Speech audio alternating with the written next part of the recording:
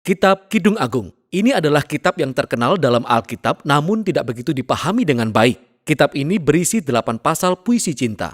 Meskipun terdapat bagian pendahuluan dan kesimpulan, kitab ini tidak memiliki rancangan sastra yang baku. Itu karena kitab ini merupakan koleksi puisi-puisi.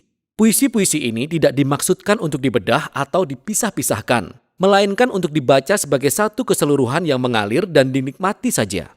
Baris pertama kitab ini mengatakan bahwa ini adalah Kidung Agung, yang merupakan ungkapan Ibrani seperti Yang Maha Kudus atau Raja Segala Raja. Ini adalah cara Ibrani untuk mengatakan hal yang terbesar. Jadi ini adalah nyanyian terhebat dari semua lagu. Kemudian kita temukan di baris pertama bahwa Kidung Agung ini berasal dari Salomo, yang bisa berarti bahwa dia adalah penulisnya. Nama Salomo memang mengawali kitab ini, tapi saat kita membaca puisi-puisi ini, kita akan menemukan bahwa suara utamanya adalah suara wanita yang disebut kekasih. Dan sementara juga ada suara laki-laki, tapi sepertinya itu bukan Salomo. Nama Salomo disebutkan beberapa kali dalam puisi, tapi dia tidak pernah menjadi pembicara dan kita harus mengakui Salomo adalah kandidat yang sangat aneh untuk menjadi penulis kitab ini. Mengingat bahwa dia memiliki 700 istri.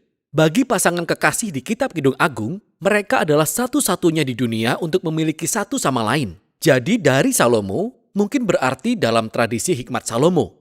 Dia dikenal karena hikmatnya, puisinya, dan kesukaannya untuk belajar tentang setiap bagian kehidupan. Dan Salomo menjadi bapak dari sastra hikmat di Israel.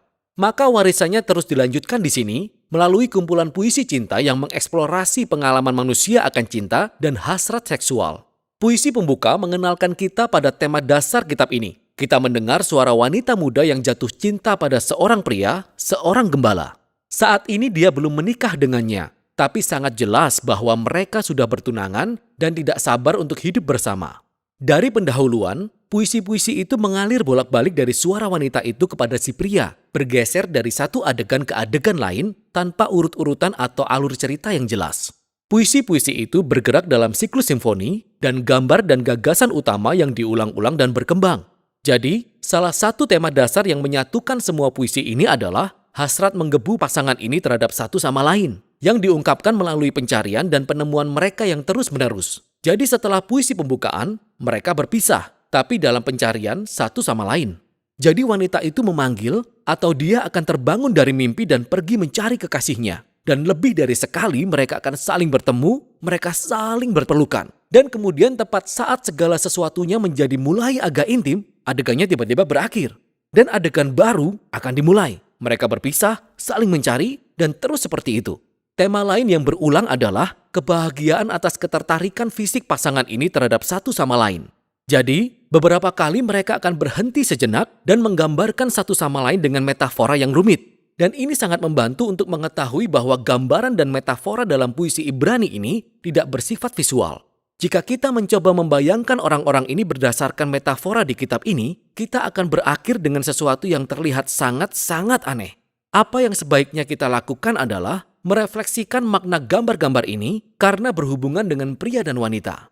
Jadi kita akan dibawa ke dalam siklus puitis ini dan ketegangan akan terus terbangun. Dan keinginan, kegembiraan dan ketertarikan mereka dan pengulangan spiral ini adalah cara puitis untuk meningkatkan dan memusatkan perhatian pada misteri dan kekuatan cinta seksual. Semuanya menjadi jelas di bagian kesimpulan, yang merupakan jeda untuk meringkas isi puisi-puisi ini sebenarnya. Cinta kuat seperti maut, kegairahan gigih seperti dunia orang mati.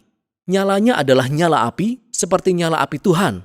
Air yang banyak tak dapat memadamkan cinta. Sungai-sungai tak dapat menghanyutkannya. Sekalipun orang memberi segala harta benda rumahnya untuk cinta, namun ia pasti akan dihina. Puisi ini menyoroti kekuatan dan intensitas cinta, keindahan cinta dan juga bahayanya. Seperti api, cinta bisa menghancurkan orang jika disalahgunakan, atau memberi hidup jika dilindungi. Pada akhirnya, cinta mengungkapkan kerinduan manusia yang tak terpuaskan untuk mengenal dan dikenal sepenuhnya dan diinginkan oleh orang lain. Cinta adalah salah satu pengalaman yang paling transenden dan misterius dalam kehidupan manusia. Dan sebagai bagian dari tradisi hikmat Alkitab, kitab ini mengatakan bahwa ini adalah sebuah anugerah dari Allah. Setelah ini, ada sebuah puisi aneh tentang Salomo yang mencoba melakukan apa yang oleh puisi sebelumnya dikatakan tidak mungkin dilakukan, membeli cinta. Wanita itu menolak tawaran Salomo. Dan kemudian kitab ini diakhiri dengan pria dan wanita itu. Mereka sekali lagi berpisah dalam pencarian satu sama lain.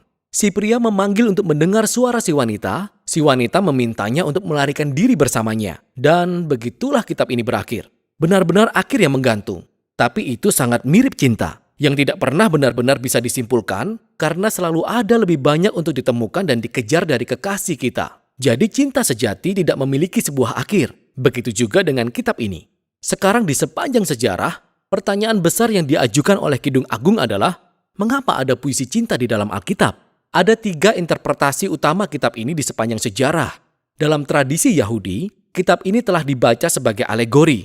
Setiap tokoh merupakan simbol. Jadi wanita itu adalah Israel, pria itu adalah Allah.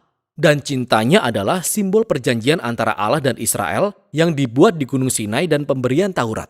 Pandangan ini merasuk ke dalam tradisi Kristen, namun tokohnya berganti. Jadi ini tentang kasih Kristus bagi umatnya, yaitu gereja. Dan penafsiran ini diilhami oleh kata-kata Paulus dalam Efesus 5, bahwa cinta seorang suami Kristen untuk istrinya adalah simbol kasih Kristus bagi gereja. Yang menarik adalah bahwa dalam 100 tahun terakhir, penemuan arkeologi di antara tetangga kuno Israel dan Mesir serta Babel telah menghasilkan banyak jenis puisi cinta kuno yang bahasa dan gambarannya sangat mirip dengan Kidung Agung. Kita melihat bahwa puisi cinta adalah bagian penting dari lingkungan budaya Israel yang telah menuntun sebagian besar ilmuwan saat ini untuk melihat Kidung Agung seperti apa yang dibawakannya. Sebuah susunan puisi cinta Israel yang merefleksikan kasih karunia ilahi. Tapi, bukan berarti itu hanya sekedar puisi cinta yang kuno. Ada ciri utama puisi-puisi ini yang menonjol saat kita membacanya sebagai bagian dari perjanjian lama. Dan itu adalah penggunaan gambaran taman yang luar biasa. Ada gema yang kuat dari Taman Eden dan pemandangan indah antara pasangan yang sudah menikah di pasal-pasal awal kitab Kejadian. Jadi gambaran laki-laki dan perempuan yang telanjang dan rentan, tapi benar-benar menyatu dan aman dengan satu sama lain. Inilah yang bergema di latar belakang Kidung Agung. Seolah-olah dalam puisi ini, kita menyaksikan cinta dari pasangan yang hubungannya bersih dari egoisme dan dosa. Dan pada akhirnya, Kidung Agung memunculkan harapan bahwa walaupun hubungan kita sendiri begitu sering terdistorsi oleh keegoisan, cinta adalah pemberian yang transenden. Dan itu dimaksudkan untuk mengarahkan kita pada sesuatu yang lebih besar, yaitu pemberian kasih Allah, yang suatu saat akan menembus dan mengubah dunia kesayangannya. Dan itulah isi kitab Kidung Agung.